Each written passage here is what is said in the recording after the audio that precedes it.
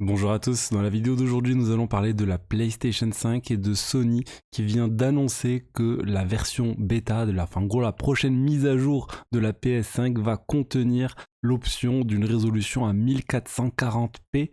Donc ça veut dire quoi 1440p? C'est une résolution qui est au-dessus de la résolution HD standard 1080p, qui est en dessous de la résolution 4K. Donc vous me direz, mais quel est l'avantage d'aller sur une résolution intermédiaire quand on a déjà la 4K?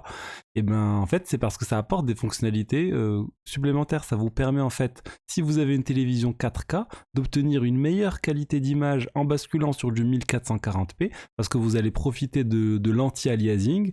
Ça aussi, niveau performance, c'est quelque chose qui va améliorer les choses. Donc c'est vraiment, on va dire, certains pensent que c'est le meilleur compromis entre performance et qualité. Maintenant on va voir si les joueurs vont apprécier ce changement.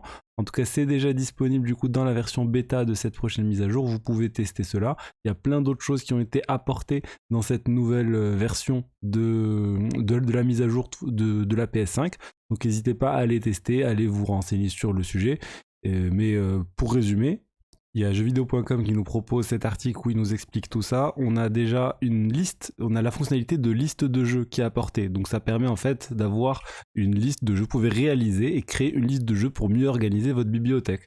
Donc ça c'est plutôt sympa, voilà, vous allez créer votre liste RPG, votre liste sport, etc. Et ça va faciliter les choses. Donc ça c'est vraiment sympa. Il y a des petits bonus aussi supplémentaires, vous allez pouvoir avoir d'autres fonctionnalités de gameplay, de personnalisation.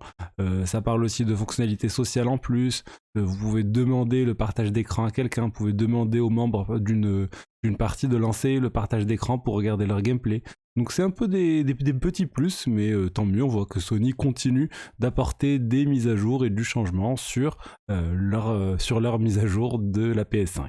Donc voilà, si vous êtes nouveau sur la chaîne, n'hésitez pas à vous abonner. Tous les jours, je vous propose de l'actualité technologique dans le cadre de la tech globale, des nouvelles technologies. N'hésitez pas à vous abonner et activer la cloche pour recevoir plus de contenu de ce type. Au revoir, à demain.